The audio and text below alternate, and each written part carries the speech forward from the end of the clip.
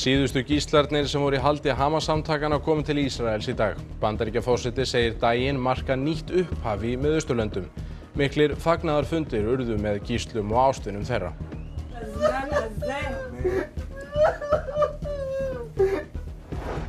Tvítug kona sem ólst upp við heimilisofbeldi segir að ræða þurfi við börnum þessa tegund ofbeldis sem sé oft falin. Stjórnvöld vinna við að samræma viðbrögð þeirra sem koma að ofbeldismálum tengdum börnum. Draumur nýjan miðbæ rætist á Hornafirði eftir að samkomulag náðist við þróunarfélag uppbygginguna. Félagið Landsbyggð, sveitarfélagið og fjárfestar taka höndum saman. Og næringafræðingur gagnrýnir markaðssetningu fæðubótarefna sem ætluð eru börnum. Forsvarsmaður segist fagna gagnrýninni en segir hann að þó byggjast á misskilningi frekar en staðreyndum.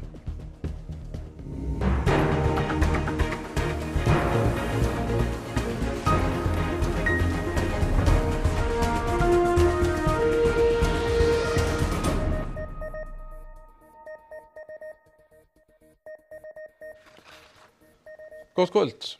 Allir 20 gíslarnir sem voru í haldi Hamas-samtakanna á Gaza og eru enn á lífi eru nú lausir úr haldi. Ísraelar hafa jafnframt sleppt hátt í 2000 palestínskum föngum samkvæmt vopnahléssamkomulagi frá í síðustu viku.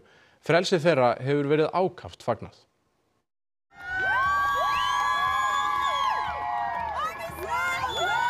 Bílalest með gísla Hamas innanborðs var ákaft fagnað þegar hún komin í Ísrael. Fögnuðurinn var líka ákafur á svokölluðu gíslatorgi í Tel Aviv þar sem margir dvöldu í alla nótt. En fögnuðurinn var tilfinningaþrungnari hjá ættingjum og ástvinum gíslana sjálfra þegar frelsi þeirra var staðfest. We see Elkanah and video FaceTime. My sister talked with him and he smiled and she said, tell her, Mom, I'm okay.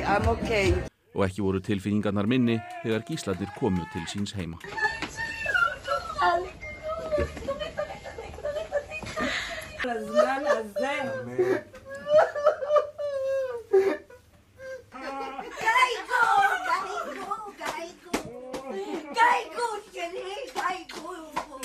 Á sama tíma var palestínskum föngum sleppt og það var ekki að öllu leyti með friði.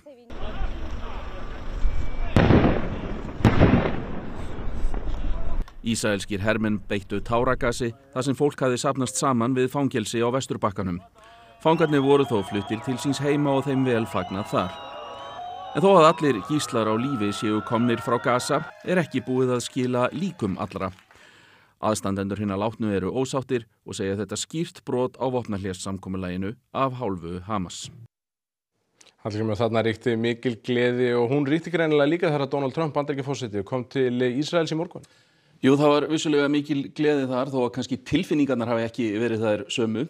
En Trump heimsótti ísraelska þingið í Jerúsalem, þar sem hann skrifaði í gestabók og hann hélt sig ekki aðeins við nafnið sitt, heldur skrifaði hann líka, þetta mér mikil heiður, frábær og fallegur dagur, ný byrjun. Honum var svo tekið með kostum og kynjum áður en hann ávarpaði ísraelska þingið og við skulum heyra brot úr ræðu Trumps og reyndar fleiri við þetta tækifæri en Trump var reyndar einu sinni truflaður meðan hann hélt ræðuna. What the world needs now are more leaders who are brave, resolute, strong and bold. The world needs more Trumps. It's the start of a grand concord and lasting harmony for Israel and all the nations of what will soon be a truly magnificent region. I believe that so strongly. This is the historic dawn of a new Middle East. But now at last, not only for Israelis, but also for Palestinians and for many others, the long and painful nightmare is finally over. And I've seen it over and over again. להוציא את חבר הכנסת עודה, להוציא אותו מהאולם, להוציא אותו מיד, החוצה, להוציא גם את חבר הכנסת כסיף. Það sem við sáum svo þarna í lokin var þingmaður stjórnarandstöðunnar sem var að mótmæla málflutningi Trumps og eins og sjáum að það var honum vísað frekar umsvifalaust úr salnum. Já, mikill hasar. En svo hélt Trump til Egyptalands á leiðtogafund? Já, honum var tekið álíka vel þar, meðal annars sagði forseti Egyptalands Abdel Fattah al-Sisi að Trump væri sá eini sem gæti komið á friði í Miðausturlöndum. Það sem gerist líka þarna var að fulltrúar Bandaríkjanna, Egyptalands, Katar og Tyrklands skrifuðu undir yfirlýsingu þar sem þeir tóku svona ábyrgð á samkomulaginu vopnahlé á Gaza frá því síðustu viku. Forseti Palestínu var líka viðstaddur, margir þjóðarleiðtogar aðrir og svo framkvæmdastjóri Sameinuðu þjóðanna, svo einhverjir séu nefndir. Leiðtogarnir lýstu flestir yfir mikilli ánægju með þátt Trumps í að ná þessu samkomulagi og Trump lýsti þar yfir og gekk svo langt að segja að nú væri bara komin á friður í Miðausturlöndum.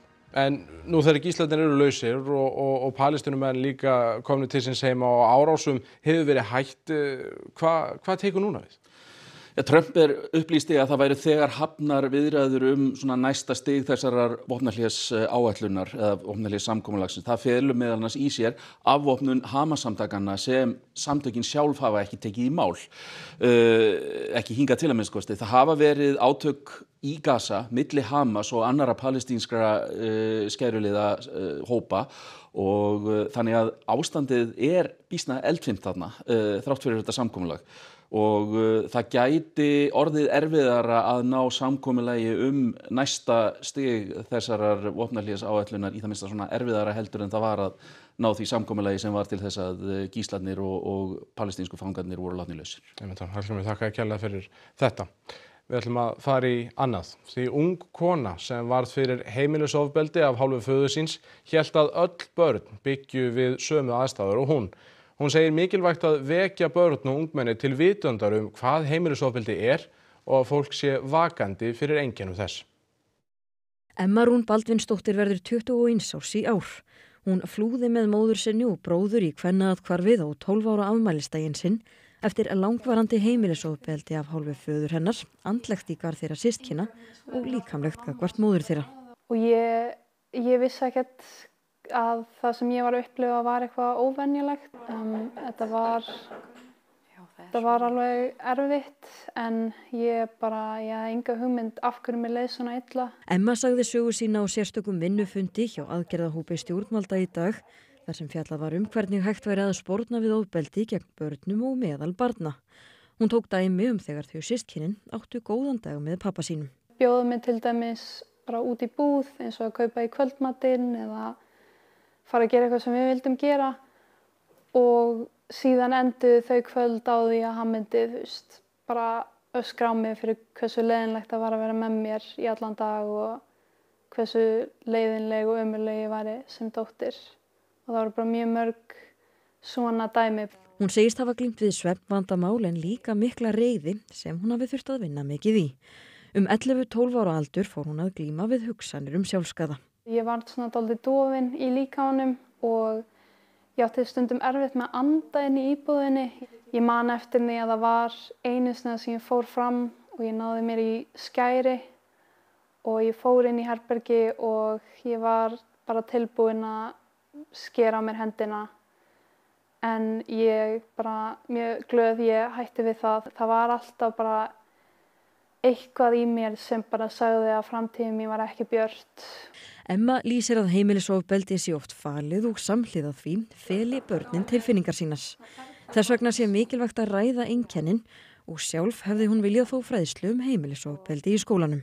Í hvers skipti sem ég tala vona ég allavega að ég sé að hjálpa einhverjum. Eins og núna ég var að tala við alls konar fólk bara yfir öllu kerfinu og ég vona að ég hjálpaði bara einhverjum að taka eftir til dæmis einkennunum.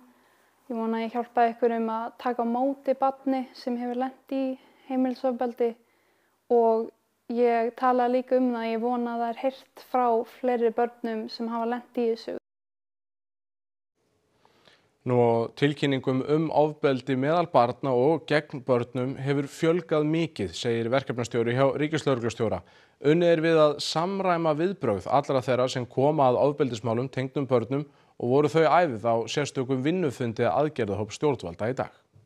Svona eftir COVID þá höfum við séð fjölgun mála þar sem börn hafa komið við sögu í mjög alvarlegum málum, jafnvel manndrápsmálum. og það það sem allir eru að reyna að leita lausnar á því. Þetta eitthvað breytt í menningu okkar? Þetta mögulega samskiptin okkar, þá í gegnum samfélagsmiðla? Höfum við kannski bara sleppt of mikið tökum?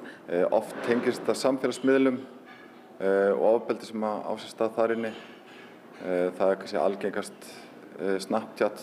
Það sem við erum að heyra mest núna kannski nýlega líka leikurinn Roblox, sem alls konar ofbeldi sem eiga sér stað. Það ofta yngri hópar. Þegar eitthvað gerist, þegar það grunur ofbeldi, vopnaburð, kynferðisofbeldi eða eins og núna heimilisofbeldi, að hvar hægt að nálgast hjálp. Ef eitthvað að gerast, hafa samband við 112. Ekki hika, bara hafa samband. Opinber heimsókn Höllu Tómasdóttur til Kína hófst formlega í dag, en hún á tvíhliða fund með forseta Kína á morgun. Forseti Íslands var heiðursgestur á kvennaráðstefnu í Beijing í morgun.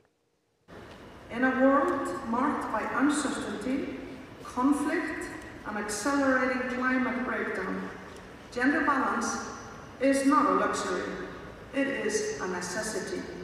Ávarp Höllu hér á kvennaráðstefnunni í Beijing, höfuðborg Kína, fyrsti punkturinn í nokkuð þéttri og viðamikilli dagskrá forseta hér í landinu. Þetta í fyrsta skiptið sem að forseti Íslands heimsækir Kína síðan 2010 og með því að flytja ávarp á þessari ráðstefnu hér í dag hallað feti fótspor Vigdísar Finnbogadóttir forseta þáverandi sem kom hingað 1995 á eftirminnilega ráðstefnu. Kvennaráðstefnan hélt áfram eftir hádegið og þar tók Þorbjörg Gunnlaugsdóttir dómsmála- og jafnréttisráðherra þátt í málstofu. Halla fór hins vegar þvert yfir borgina í heimsókn hjá íslensk-kínverska fyrirtækinu Arctic Green sem umsvifamikið í uppbyggingu jarðvarmaveitna fyrir húshitun hér í Kína.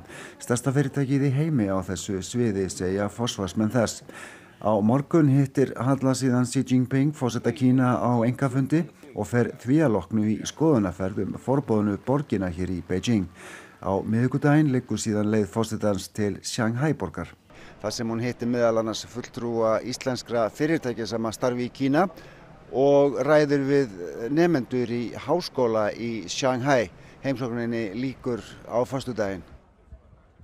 Helgi Steinar Gunnlaugsson, blaðamaður og alþjóðastjórnmálafræðingur, hjartanlega velkomin.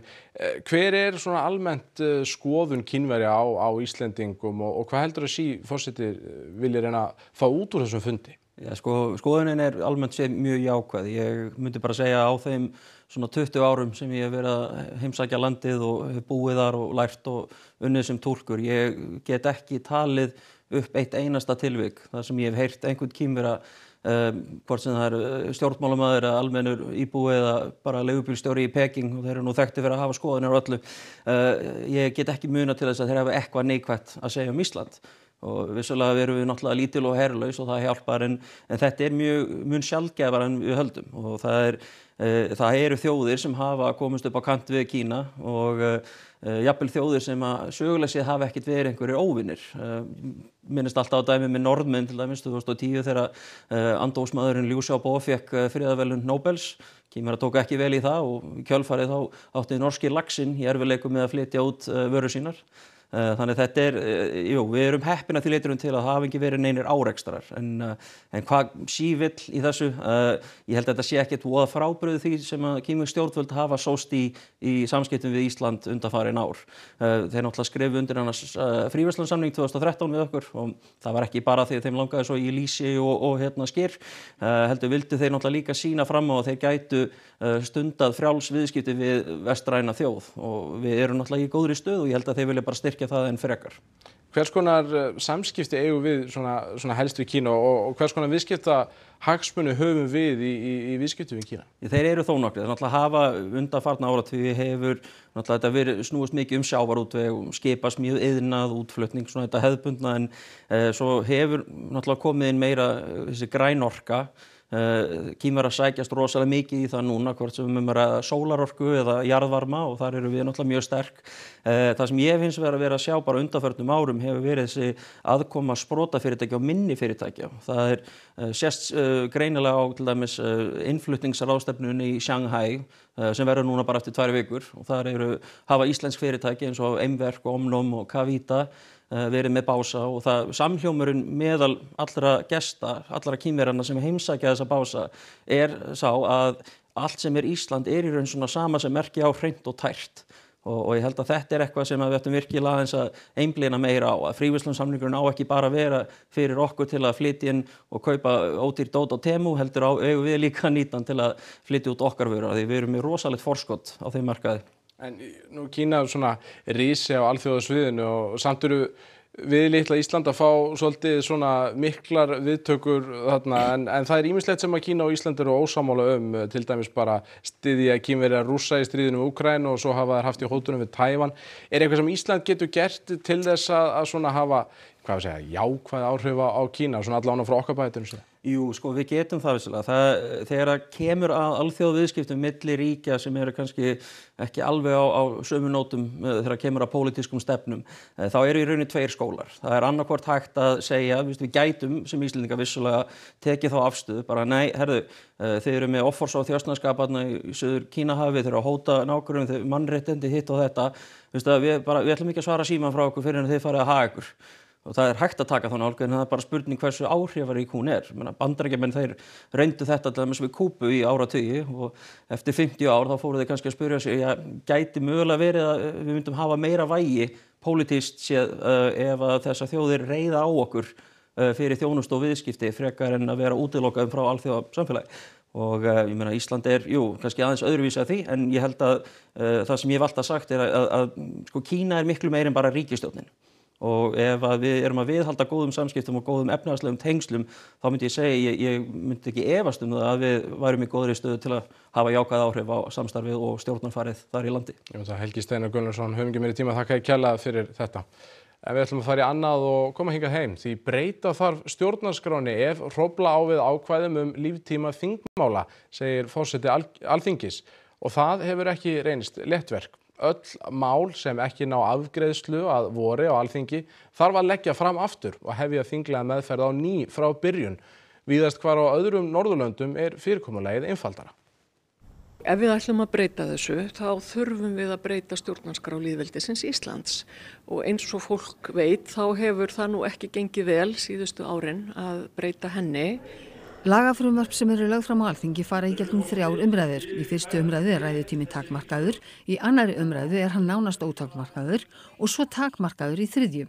Frumvörp fara til fagnefndar þingsins að lokinni nánast hverju umræðu, leitað eftir umsögnum og þær sendar inn til þingsins. Lokaatkvæðagreiðslu afgreiðslu málsins svo að lokinni 3. umræðu.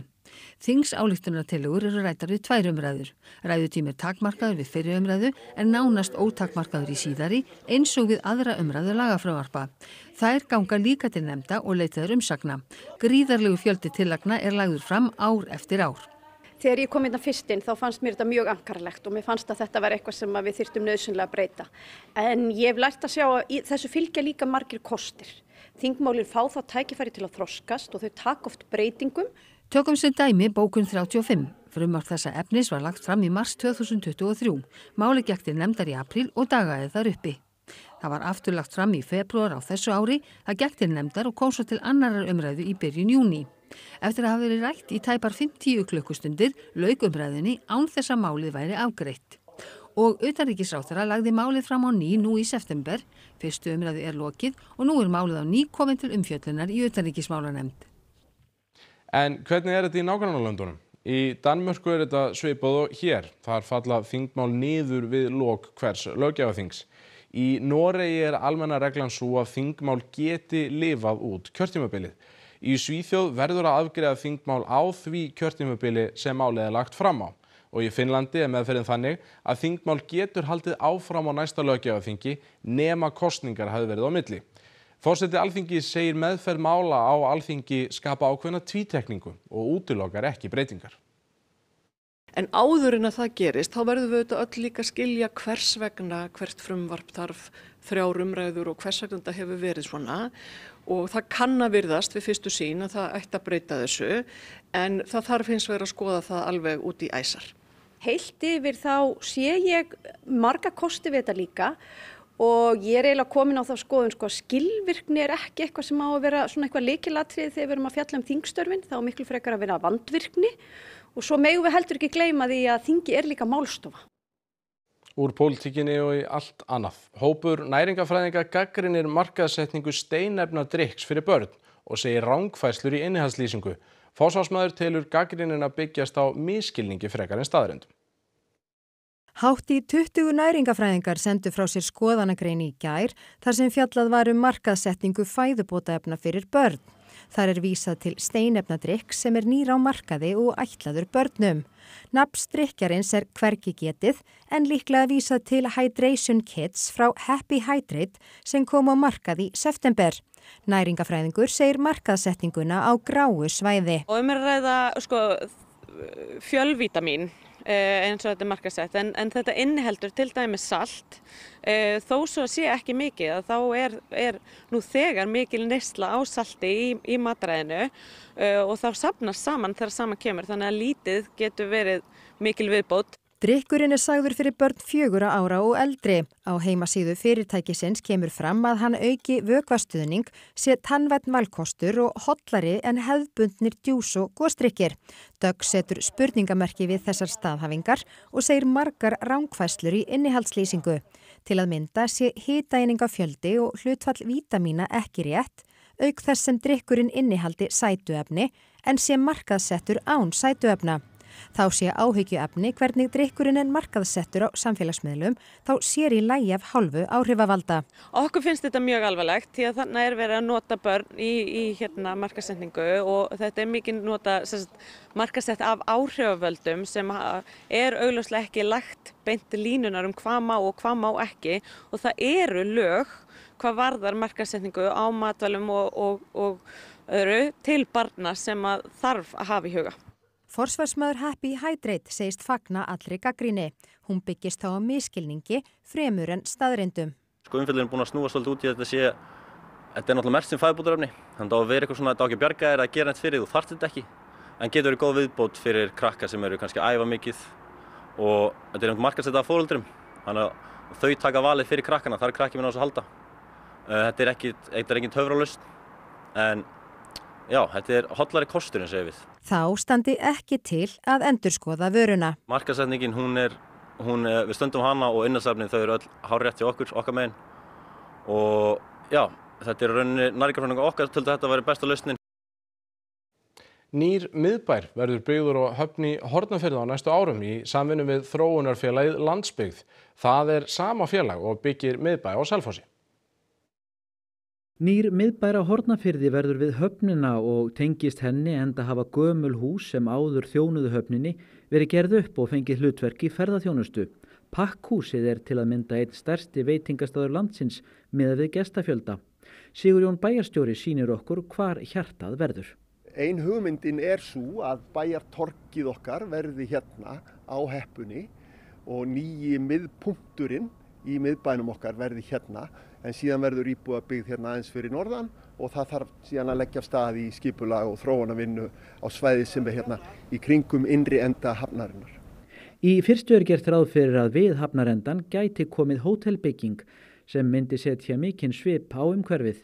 Útgerðin Skinney Þinganes átti frumkvæði að því að fá þróunarfélagið Landsbyggð inn í verkefnið og viðbúið er að gamlar byggingar og skemmur í eigu útgerðarinnar víki fyrir nýjum miðbæjarhúsum. Slík uppbygging hefur lengi verið draumsýn en nú hefur stórt skref verið tekið. Nú er komin á viljayfirlýsing hjá sveitarfélaginu við þróunarfélagið Landsbyggð og þetta er mikið gleðiefni fyrir okkur að verkefni sé komið þetta langt áfram og núna verða næstu skref að taka samtalið við samfélagið og rekstraraðila og byrja að leggja ennþá meiri vinnu í það hvernig við ætlum að láta þetta allt saman vinna saman. Nú hafa víða verið teiknaður upp ýmsir miðbæjar draumar en er þetta verkefni komið lengra? Eru komnir fjárfestar? Já, við höfum verið að vinna að þessu og kynntum þetta fyrir nokkru síðan, svona fyrstu hugmyndir og það var Skinney Þinganes sem átti frumkvæðið að þessum hugmyndum. En núna er komin aðili að verkefninu sem að veit hvernig á að gera þetta svo vel takist til og nú fer vinnan bara á fullt í skipulagið. Umræðu þátturinn Silfrið er á dagskrá klukkan korter yfir 8. Valgeir Örn, hvað er í þætti kvöldsins? Við ætlum að fjalla stórar spurningar hvað gerist næstu daga, vikur og mánuði eftir að vopnahlé tók gildi á Gaza. Hingað koma Magnea Marinósdóttir, alþjóða stjórnmálafræðingur, Hallgrímur Indriðason, fréttamaður sem hefur nú staðið vaktina í dag, Birna Þórarinsdóttir, framkvæmdastjóri UNICEF á Íslandi. En fyrst ætlum við að ræða við Vladimir Kara-Murza sem var pólitískur fangi í Rússlandi en var frelsaður í fangaskiptum í fyrra. Hann lýsir skoðanakúgunum í heimalandi sínu og afar erfiðum aðbúnaði í fangelsi. Takk fyrir það, Valgeir Örn. Snúum okkur þá á Kastljósi Bergsteinn. Hvað á dagskrá í kvöldi og ykkur? Við ætlum að tala kílómetragjald sem á að taka gildi áramót og gildir þá fyrir bíla sem ganga fyrir olíu og bensíni, bara eins og rafbíla. Það eru skiptar skoðanir á þessum breytingum og við ætlum að ræða við þau Örnu Láru Jónsdóttur, formann efnahags- og viðskiptanefndar og Sigurð Inga Jóhannsson, fyrrverandi fjármálaráðherra sem lagði sjálfur fram frumvarp í þessa átt en gagnrýninn á það frumvarp sem verið að leggja núna fram. Og svo í lok þáttar á heimsókju við leikfélag Akureyrar sem frumsýndi leikritið Elskan er í heima núna helgina. Bergsteinn Sigurðsson, missum ekki að Kastljósi. Takk fyrir það. Kíkjum þó á veðrið. Það verður keimlíkt veður á morgun og áfram óvenju hlýtt miðað við árstíma en þó hvessir heldur landið norðanvert þar sem að búast við allhvössum suðvestanvindi og snörpum hviðum við fjöll. Nánar veðrið að loknum íþróttafréttum. Íslenska karlalandsliðið í fótbolta mætir Frakklandi í undankeppni HM í kvöld. Leikurinn hófst korter í 7. Við lítum við niður á Laugardalsvöll og tökum stöðuna. Og kvennalandsliðið í handbolta býr sig undir undankeppni EM með mikið breytt lið. Íþróttir hér eftir fréttir. Rifjum það upp helstu atriði þessa fréttatíma. Síðustu gíslarnir sem voru í haldi Hamas-samtakanna komu til Ísraels í dag. Bandaríkjaforseti segir daginn marka nýtt upphafi í Miðausturlöndum. Miklir fagnaðarfundir urðu með gíslum og ástvunum þeirra.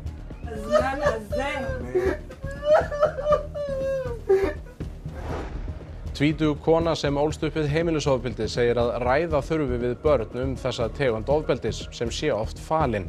Stjórnvöld vinna við að samræma viðbrögð þeirra sem koma að ofbeldismálum tengdum börnum. Og draumur nýjan miðbæ rætist á Hornafirði eftir að samkomulag náðist við þróunarfélag uppbygginguna. Félagið Landsbyggð, sveitarfélagið og fjárfestar taka höndum saman.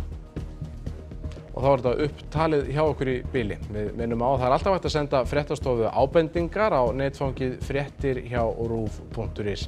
En við kveðjum að sinni, verið sæl og njótið kvöldsins.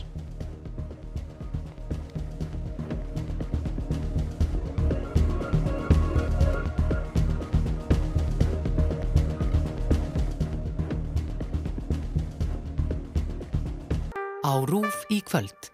Silfrið. Sigríður Hagalín Björnsdóttir, Valgeir Örn Ragnarsson og Bergsteinn Sigurðsson fá til sín gesti og kryfja með þeim atburði liðinnar viku og pólitískt landslag hverju sinni. Nýtt líf, Push. Þýsk leikinn þáttaröð líf og störf 3 ljósmæðra sem takast á við eitthvað óvænt á hverjum degi. Síðasta framkallið. Norsk heimildamynd norska leikstjóran og leikaran Stein Winge og dóttur hans Viktoríu. Feðginin reyna að fóta sig í nýjum veruleika eftir fráfall eiginkonu og móður. Íslenska kvennalandsliðið í handbolta reynir að komast inn á sitt 4. stórmót í röð og byrjar undankeppni EM með heimaleik við Færeyjar miðvikudaginn 15. október. Ísland Færeyjar klukkan 7:30 og stofan frá klukkan 7 á RÚV 2. Sofía! Hvað segirðu? Sofía, það er í Búlgaríu! Já, elsku kallið minn. Já, núna kemstu næstum hvert sem með Icelandair.